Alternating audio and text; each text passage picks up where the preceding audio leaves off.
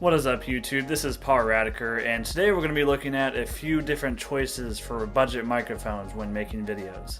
So I've kind of been experimenting for a while on which microphone I'm going to use on the channel. Like in some of my recent videos, I've been using a Rode SmartLav Plus. It's a little lav microphone that I attach to my shirt, and then I just plug that into the Zoom H1 field recorder, and so that way I can record the stuff. But the problem with that is that I have to sync the audio later in post-production, which for me isn't a huge problem since Final Cut Pro has something built in that lets you sync it automatically.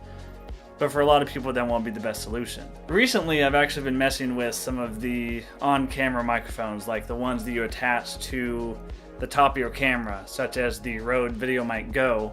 And just today, I got the Rode VideoMicro in the mail. It's basically a smaller version of the Rode VideoMic Go. It's still a shotgun mic, it's not as long, but it's a lot smaller, so it's good for when you're trying to like do stuff on the go or vlogging or any of that stuff. And it also improves a lot too. One thing I've noticed from looking at stuff online about it is that you actually get a clearer sound with the VideoMicro, which is a little odd considering it's actually a lot cheaper. But I have both microphones now, and I'm just gonna give you guys my 2 cents on everything. And at the end of the video, there is going to be a mic quality test where I'm just gonna kind of go between the two mics and say the same phrase, and you guys be the judges on which one you think sounds better. But anyways, let's get right into it.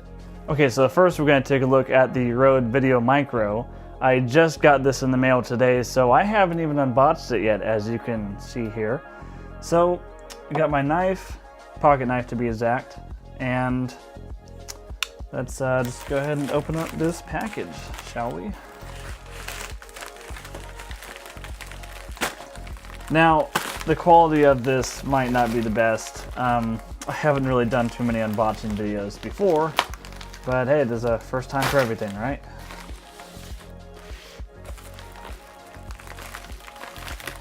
Yeah, I honestly don't know too much of what to expect from this mic. My cousin has one.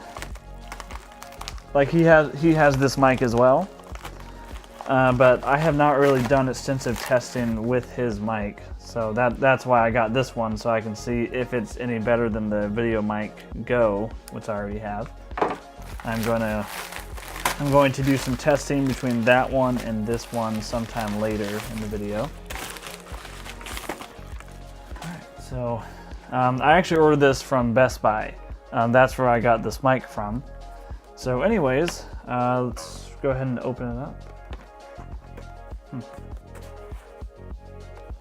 I got some tape right here. I'm gonna go ahead and slice that off.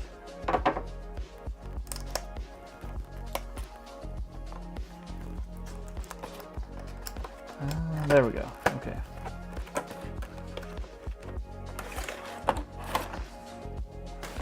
Alright, yeah, so one thing that I do like about this mic compared to the VideoMic Go is that it includes the Dead Cat windbreaker?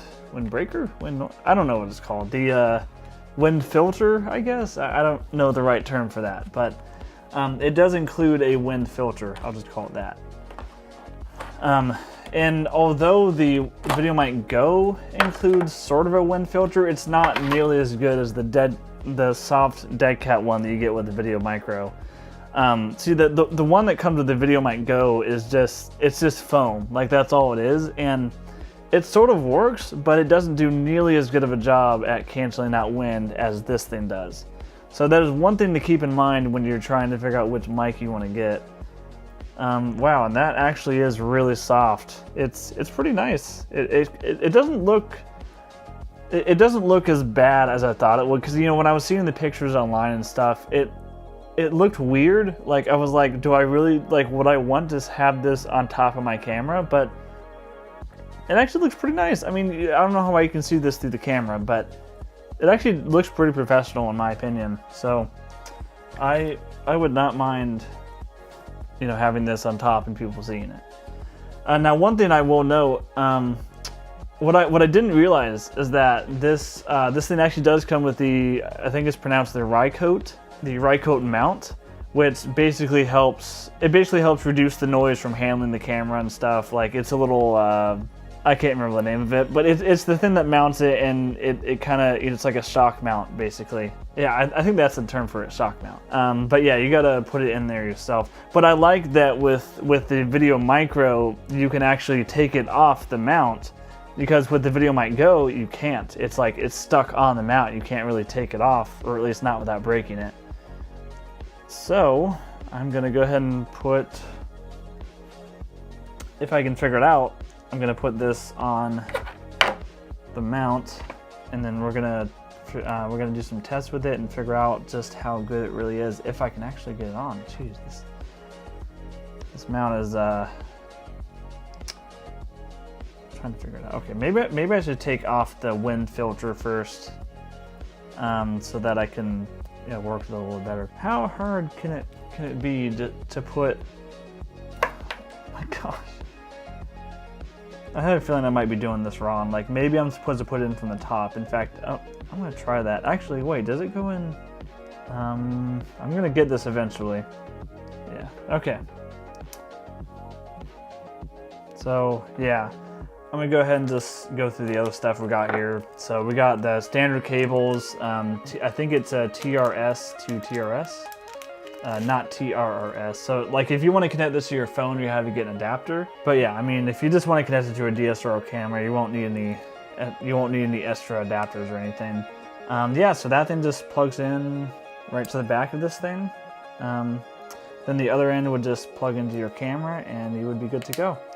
So the real question is it going to sound better than the VideoMic Go, which is actually quite a bit more expensive. This mic right here is actually about half of the cost of the VideoMic Go, which is what I have been using for various video projects. I haven't really used the VideoMic Go that much on this YouTube channel. I've used it for, I think, a couple of videos, but I've mainly been using it for other stuff that I've been doing for my business that I have on the side, doing like videography stuff. I've done like interviews and stuff like that with it. The problem is, though, one thing I've noticed with the VideoMic Go is that it sounds a little muffly. Like, when you could be recording right in front of someone, the mic is right next to them, and it sounds a little like it's not very clear. There's not a lot of clarity to their voice. One thing I've noticed with this mic when I've watched YouTube comparisons and stuff is that it tends to be a little more clear when you have a subject right next to it. It doesn't do as good of a job with not picking up sounds behind it or like to the side of it, but honestly it does a very similar job to the VideoMic Go. It's pretty similar. I mean, you can kind of tell the difference if you look for it.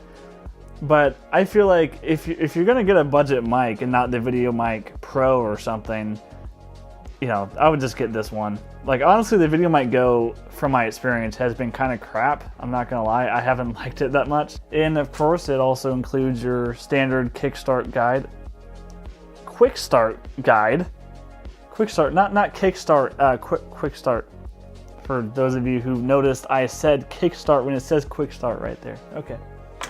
So let's go ahead and do a test between the VideoMicro and the VideoMic Go to see which one sounds better.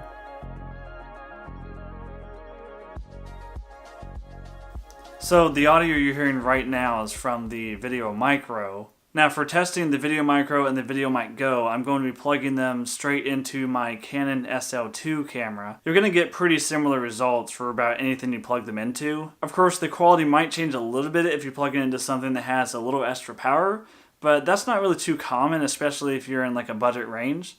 So, this is on a Canon SL2, but of course your results may vary. Right now what you're hearing is from the Rode SmartLav Plus, which I have right here, and is connected to the Zoom H1 that I have in my pocket. And now what you're hearing is the VideoMicro, which is attached right on top of my Canon SL2.